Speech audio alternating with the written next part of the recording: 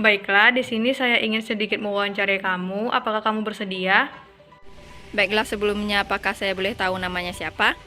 Perkenalkan, nama saya Tasya. Perkenalkan, nama saya Denisha Putra Siregar. Nama saya Dani Muhammad Faruk. Hai, aku Frida, umur 21 tahun, pekerjaan mahasiswa.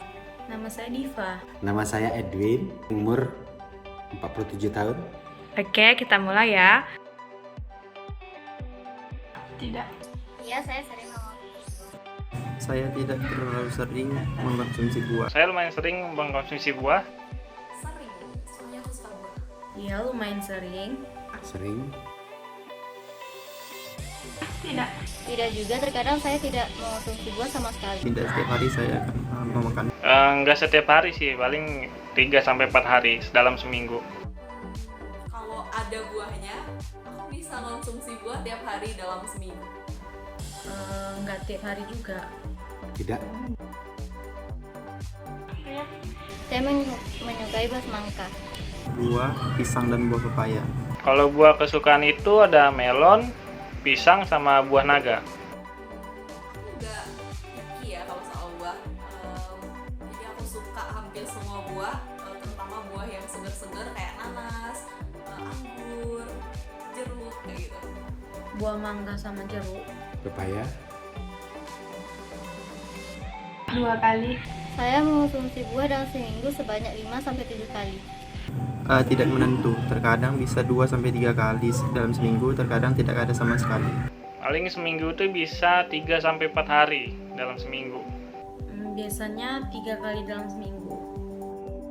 3 kali.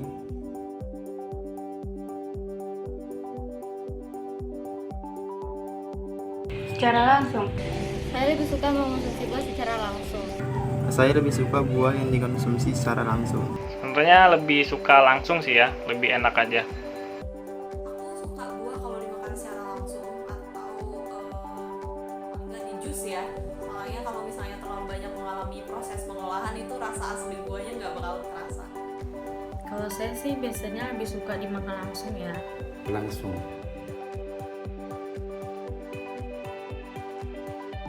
Siang sebelum makan. Tidak juga, saya tidak punya waktu tertentu dalam mengonsumsi buah. Tidak menentu, tergantung kapan saya ingin mengkonsumsi, baik pagi, siang, sore, ataupun malam. Biasanya itu malam sih, malam hari biasanya. Nggak nentu sih ya. Jadi aku konsumsi buah itu kapan pengen biasanya. Siang sama malam hari. Siang.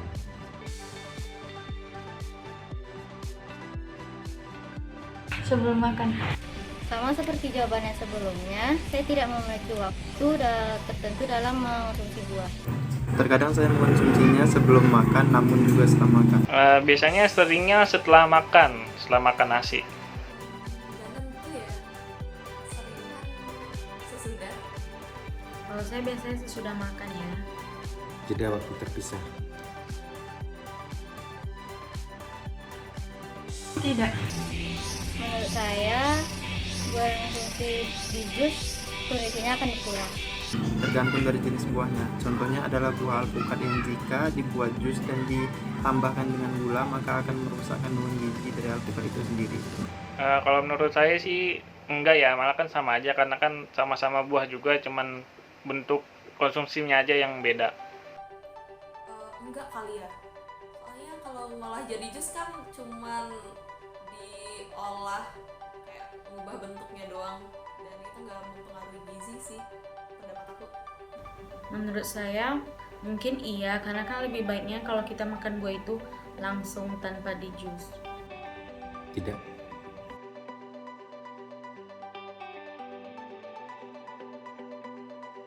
Mitos. Mitos.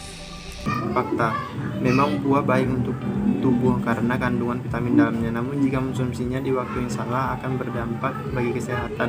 Terlebih lagi buah yang asam dan dikonsumsi di pagi hari di mana keadaan lambung masih kosong. Kayaknya fakta ya, karena kan emang tubuh itu nggak bisa langsung nerima yang makanan agak asam gitu ya, kalau di pagi hari.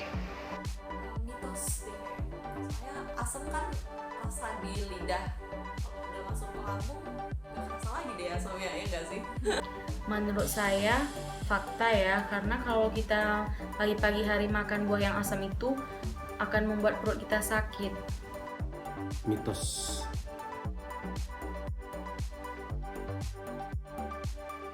Fakta. Mitos. Mitos. Justru mengkonsumsi buah sebelum makan akan baik karena akan memperlancar pencernaan, dan apabila dikonsumsi setelah makan dapat mengakibatkan terjadinya reaksi di lambung sehingga akan berbahaya bagi tubuh. Mitos ya, karena kan yang saya tahu itu emang makan buah itu malah baiknya sebelum makan nasi, disarankan makan buah dulu baru makan nasi. Mitos lagi deh kayaknya. Soalnya setahu aku buah itu kaya akan serat nggak sih? Dan bukannya serat itu tuh baik ya buat lambung gitu. Jadi menurut aku aman aja kalau dikonsumsi saat lambung lagi kosong. Menurut saya mitos, karena ada juga buah yang bagus kita makan sebelum makan nasi juga. Mitos.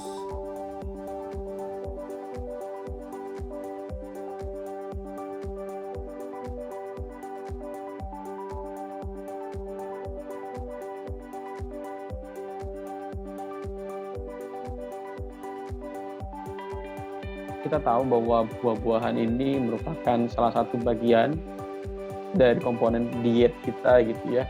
Dari zamannya 4 Sehat 5 Sempurna begitu ya, dari tahun 1952 oleh Profesor Purwo Sudarmo gitu ya, ada gizi seimbang namanya, dan salah satu gizi seimbang 4 Sehat 5 Sempurna gitu ya, dan salah satu komponennya itu adalah buah dan sayur. Artinya sudah lama sekali gitu bahwa buah ini memiliki peran yang penting bagi kesehatan kita. Nah, apa saja sih perannya begitu? Pertama, memang buah dan sayur ini berhubungan dengan kita mengkonsumsi banyak buah dan sayur, maka risiko penyakit-penyakit non-communicable diseases seperti jantung, diabetes, kanker itu tentu rendah begitu ya. Dan konstipasi juga relatif rendah dengan kita mengkonsumsi buah dan sayur dalam jumlah yang cukup. Apalagi di kondisi pandemi saat ini gitu ya, memang ketika kita lihat penelitian, konsumsi buah dan sayur itu relatif meningkat selama pandemi karena memang zat-zat gizi terutama mineral dan vitamin, micronutrients gitu ya, memiliki korelasi yang kuat dengan tingginya risiko terinfeksi COVID-19, sehingga orang berlomba-lomba begitu ya untuk dapat memenuhi terutama mikronutriennya dari konsumsi buah dan sayur. Kemudian perannya itu banyak gitu ya, jadi sebagai sumber vitamin mineral, kemudian sumber serat. Tapi jangan sampai lupa begitu ya, walaupun kita teman-teman Yuli, Aldrian mungkin baru belajar ilmu gizi dasar begitu ya, bahwa di dalam sayur dan buah itu juga ada antioksidan begitu ya, ada fitokimia gitu atau senyawa-senyawa bioaktif yang mungkin belum masuk sebagai zat gizi, tapi dia memiliki manfaat yang penting, misalnya sebagai antibakteri, antivirus, juga anti kanker sampai seperti itu. Jadi banyak sekali manfaat dari buah terutama gitu, dan sayur juga tentu, sehingga penting untuk selalu kita konsumsi. Banyak sebenarnya kalau kita mau melihat guidelines atau petunjuk-petunjuk itu ya, pedoman-pedoman itu masing-masing negara dari mulai WHO sendiri gitu ya, kemudian setiap negara juga punya pedomannya masing-masing terkait dengan berapa banyak buah yang kita konsumsi. Nah, kalau WHO sendiri itu 400 gram, itu termasuk pula di dalamnya itu adalah sayur dan buah ya. Jadi 250 gramnya sayur, buahnya 150 gram. Itu guideline secara umum yang diterima di semua negara. Tetapi seperti Indonesia, dia punya tambahan lagi begitu, ketika usia dewasa lebih banyak 400 sampai 600 gram per hari termasuk buah dan sayur tapi ya. Kemudian 300 sampai 400 untuk anak-anak dan remaja, dan 2/3-nya adalah sayur dan buah sayur gitu. Jadi memang lebih banyak sayur. Jadi kalau kita lihat di tumpeng gizi seimbang itu kan buah itu 2 sampai 3 porsi, sayur itu 3 sampai 4 porsi. Mengenai berapa banyak per porsi nanti bisa dilihat di Permenkes nomor 41 2014, di sana terlihat jelas satu porsi pepaya itu berapa, satu potong misalnya, atau satu porsi buah gitu, buah apa itu beda-beda gitu ya. Tapi kurang lebih 400 gram yang secara umum 400 gram termasuklah sayur dan buah, 150 gram untuk buah, 400 gramnya adalah 250 gramnya adalah sayur begitu.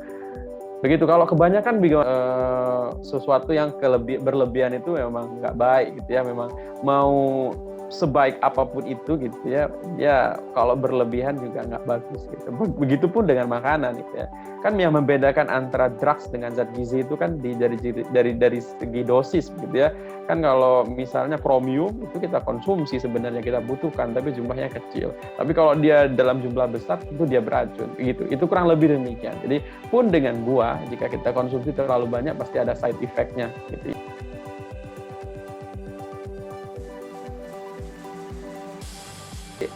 Sebenarnya tuh tidak ada apa ya, sebenarnya kalau kita normal dalam artian kita tidak ada masalah kesehatan yang begitu ini gitu ya, yang serius, maka mau buah apa saja kita konsumsi di pagi hari tidak masalah, asalkan kita sehat gitu ya, sehat, tidak ada masalah kesehatan yang serius begitu. Kita tidak ada asam lambung, kita tidak diabetes misalnya, rasanya tidak ada masalah begitu.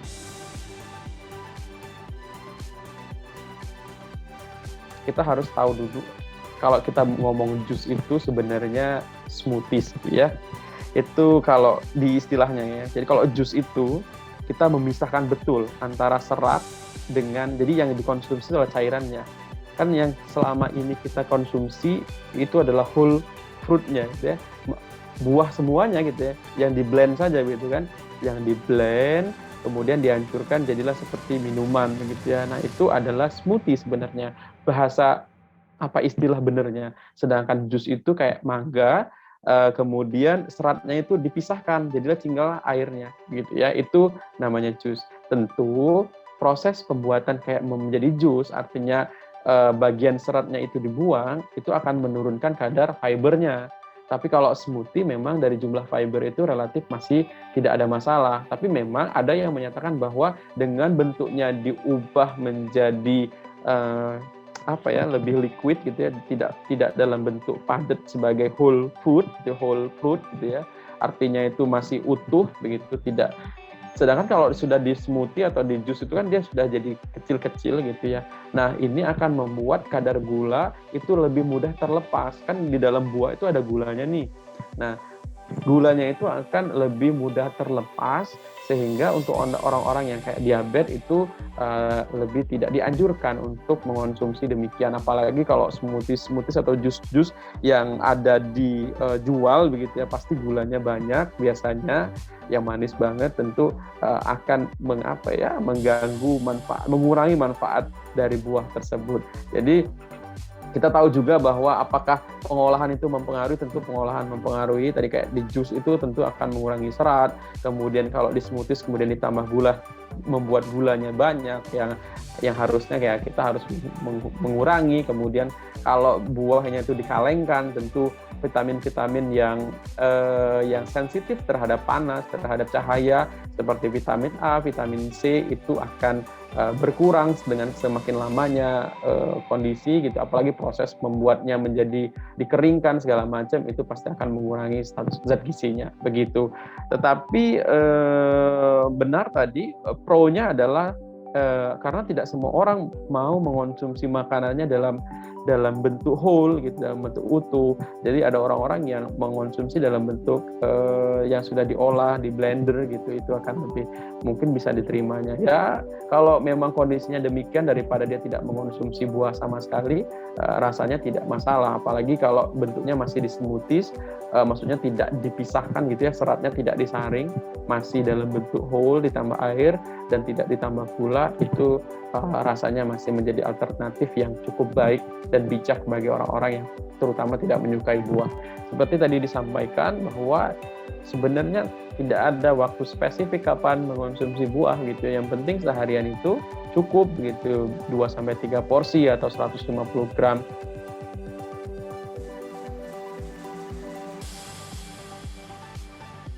Jadi begini, mengenai karena dia punya fungsi berbeda-beda gitu ya. Jadi mungkin ada yang sumber vitamin A gitu ya, misalnya kayak jenis-jenis yang warna merah-merah gitu ya, atau ada yang sumber vitamin C gitu ya. Jadi macam-macam. Apakah kita perlu gitu untuk menentukan harus ini setiap harinya? Jadi prinsipnya adalah yang penting beragam, gitu ya. Yang penting beragam dan terjangkau serta sesuai dengan kebutuhan.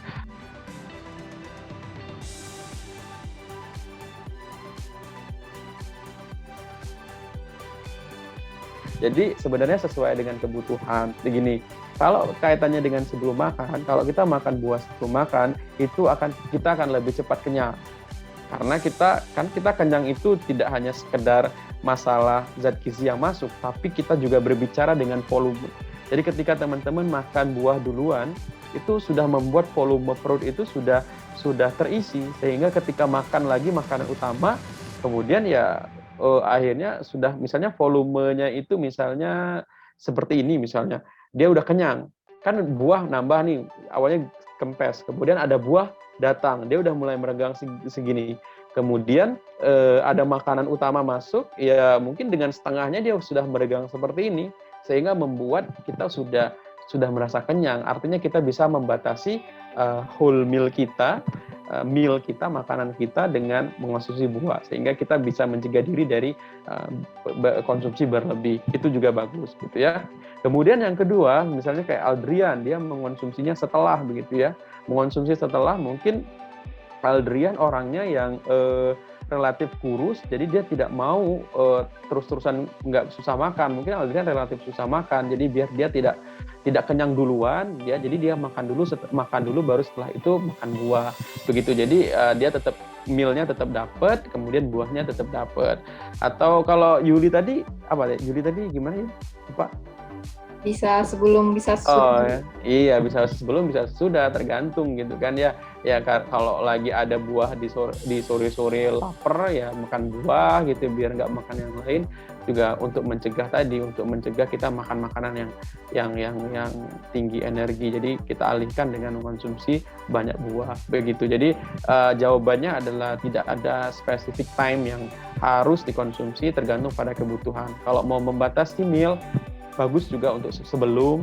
Kalau nanti mau membatasi cemilan, dikonsumsi pada saat mau cemilan, atau kalau tadi seperti kasusnya Aldrian, dia mungkin susah untuk makan, jadi dia hindari dulu makan yang lain sebelum makan utamanya gitu, dan dia baru makan setelah makan buahnya setelah itu.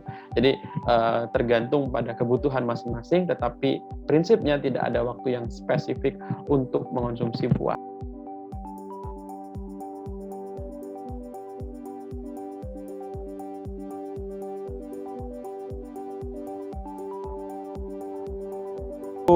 Ini namanya kan fat diet gitu ya. Fat diet itu adalah diet dengan mengeliminasi beberapa komponen pangan dan menganggap pangan yang lain itu bisa memenuhi yang lain. Nah, dengan kita artinya kan kita mengeliminasi karbohidrat, mengeliminasi protein, padahal kan karbohidrat sumber energi, protein sumber untuk membuat tubuh kita, untuk building otot begitu. Kemudian ada sayur juga, kan sayur dengan buah dia punya sedikit perbedaan dalam hal serat gitu. Kalau sayur mungkin lebih banyak insoluble fibernya atau fiber yang tidak larut air, sedangkan tadi sayur ya, karena kalau buah itu lebih banyak ke soluble fiber yang perannya mungkin berbeda dalam hal misalnya dalam menurunkan kolesterol segala macam. Nah, tentu ketika kita hanya mengonsumsi satu jenis pangan saja yaitu buah, ya kita tidak mendapatkan manfaat, kita menghilangkan kebutuhan lain kita akan karbohidrat yang untuk energi, untuk protein, lemak, dan ini tentu akan membuat kita menjadi tidak sehat dalam waktu yang mungkin sebulan 2 bulan kemudian kita pasti akan sakit jika hanya mengonsumsi buah. Dan ini kan sering terjadi pada orang-orang yang ingin menurunkan berat badan gitu ya. Itu sering, dan itu kan hal yang bukan kurang tepat lagi, mungkin saya bisa bilang salah dengan hanya mengonsumsi buah. Terus bagaimana Pak, kan kalau saya makan makanan yang banyak, makan nasi gitu ya, tapi uangnya nggak cukup untuk beli buah, terus gimana Pak? Ya, memang ini kepintaran atau kejelian dalam manajemen uang sangat diperlukan. Nah, mahasiswa itu nanti teman-teman pada saat mau turun lapang begitu ya, ke ibu-ibu, ke mahasiswa, jadi jangan hanya nyampein bahwa konsumsi buah itu penting, jangan hanya sampai situ. teman-teman harus bisa memberikan tips atau strategi bagaimana dapat membeli buah dengan harga yang murah, yaitu dengan cara teman-teman menginformasikan, oh ini Bu, ada buah-buah yang murah. Contohnya salak itu kan sekilonya kalau di sini tuh 10.000. Pepaya itu di sini sekilonya itu 5.000-an, tapi belinya di pasar, jangan belinya di supermarket, pasti akan relatif mahal gitu ya. Nah, contohnya lagi itu kayak jeruk, kan ada 15.000 sekilo kan, sekilo. Jadi kan bisa dimakan 3 hari gitu kan. Kemudian kalau sendiri di kos-kosan. Kemudian pisang gitu ya. Kalau di Bogor itu yang jual pisang itu banyak di pinggir-pinggir jalan. Jadi bisa beli murah 5.000 satu apa itu ya, satu sisir ya bahasanya ya, begitu. Itu sudah bisa kita gunakan untuk beberapa hari. Jadi saran saya kepada teman-teman ketika nanti edukasi gizi, jangan lupa untuk terutama bagi yang mengalami kendala ekonomi gitu ya, memberikan tips makan buah-buahan yang murah gitu. Yang buah itu nggak harus anggur, nggak harus apel.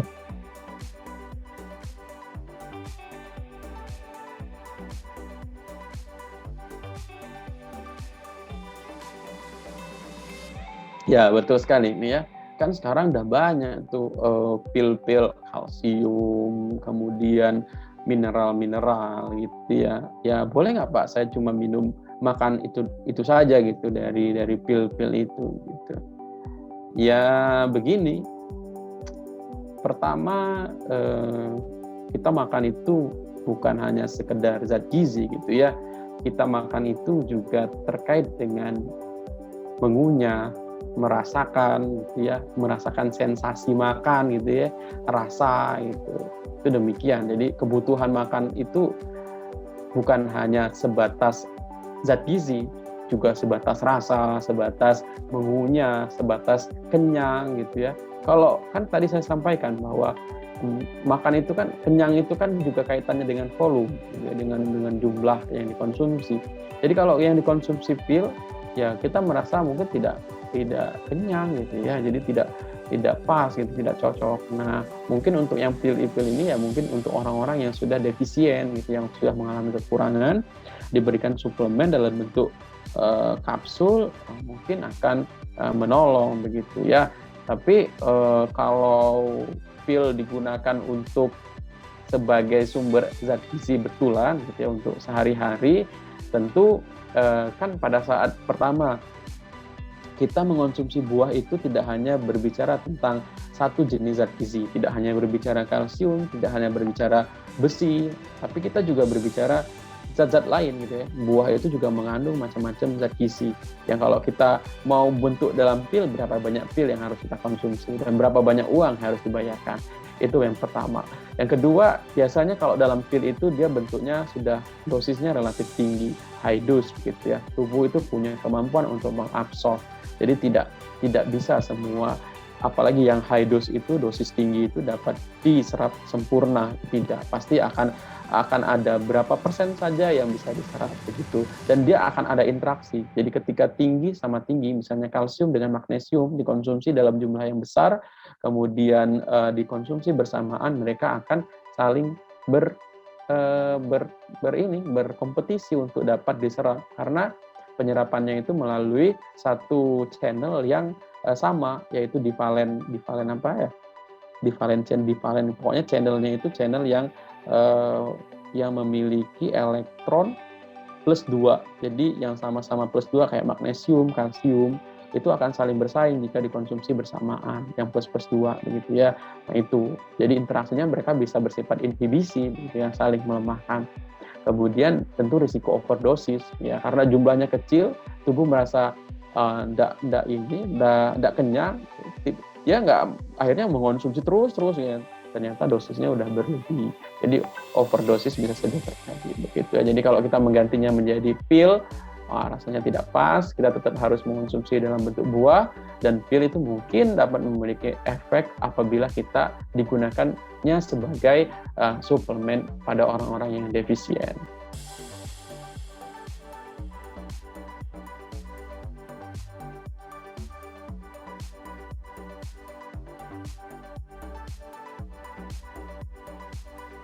Ini eh, eh, sebenarnya ini berangkat dari istilah ini masalah ini tuh berangkat dari permasalahan food combining gitu ya.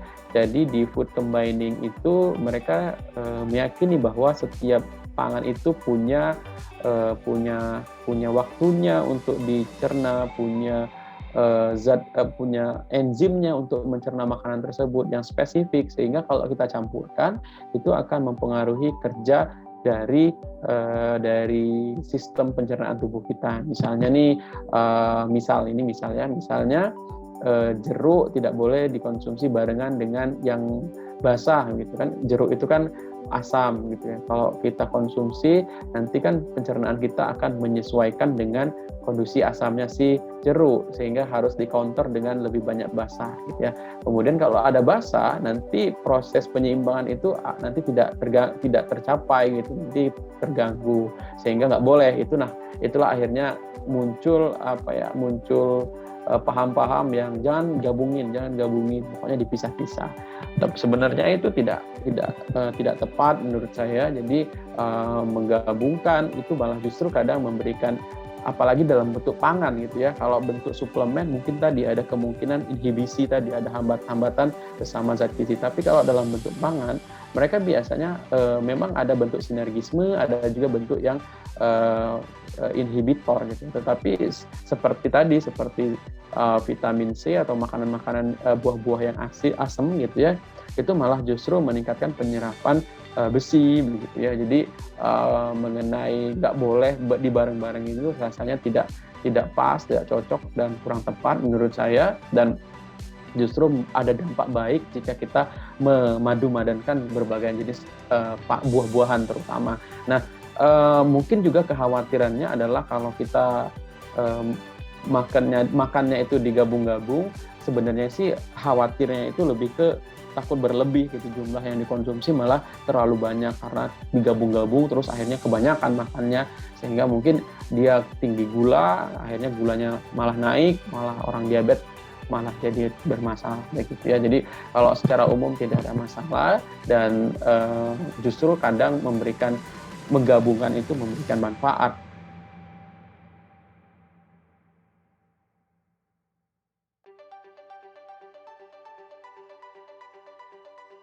Wah, memang ada tadi sebenarnya sih kan tidak ada masalah kita mau mengonsumsi apapun, mau kondisi apalagi kayak orang diabetes ya. Buah itu kan penting gitu ya, penting untuk dapat menekan meningkatnya kadar glukosa darah, karena buah juga mengandung serat gitu ya. Jadi harusnya itu tidak ada masalah. Tapi memang ya ada kekhawatiran, ada yang berpendapat bahwa terutama pangan-pangan yang tinggi gula, seperti saya sampaikan, tinggi gula, kemudian tinggi asam, itu akan mempengaruhi kondisi-kondisi tertentu gitu ya. Jadi bagaimana cara, mungkin nanti akan ada penelitian yang menunjukkan bahwa jangan sampai mengonsumsi makan buah-buah tinggi gula pada orang penderita diabetes, karena sebenarnya kondisi sekarang itu tidak ada masalah sebenarnya ya, tetapi siapa tahu nanti suatu saat dan kita khawatir, maka rekomendasinya adalah agar gula dalam tanda kutip gitu ya, gula di buah tersebut tidak meningkatkan secara cepat kadar glukosa darah, terutama pada orang-orang dengan kondisi medis tertentu, maka kita bisa menggabungkannya begitu dengan makanan-makanan yang tinggi protein gitu ya, atau tinggi serat begitu ya, yang dapat mengganggu yang dapat membuat kenaikan kadar glukosa darah itu menjadi lebih lambat. Tapi intinya pada umumnya tidak ada masalah buah tersebut gitu ya. Ya memang ada kekhawatiran untuk orang-orang diabetes, jantung juga rasanya tidak ada masalah. Justru dengan jantung itu orang-orang mengonsumsi buah itu malah memberikan sifat protektif begitu ya. Yang sejauh ini tuh yang memang ada masalah itu cuma 2 menurut saya, walaupun mungkin ada lagi beberapa, tapi yang paling umum menjadi permasalahan pada konsumsi buah, bukan permasalahan ya, yang sering dikambing hitamkan lah dalam konsumsi buah itu adalah tadi pertama itu lambung, karena tadi diare, pencernaan lah ibaratnya ya, bisa meningkatkan gas HCl di dalam lambung, sama diabetes karena di dalam buah itu ada fruktosa yang yang beberapa penelitian menyatakan bahwa fruktosa itu dapat meningkatkan risiko obesitas dan diabetes gitu. Tetapi sejauh ini buktinya itu sangat lemah sekali, dan justru kalau dikonsumsi dalam bentuk buah malah memberikan efek protektif terhadap kesehatan. Kami dari Divisi Kastrat Dima Gizi Fakultas Kesehatan Masyarakat Universitas Andalas mengucapkan terima kasih banyak kepada Bapak yang telah meluangkan waktunya untuk dapat sharing bersama kami.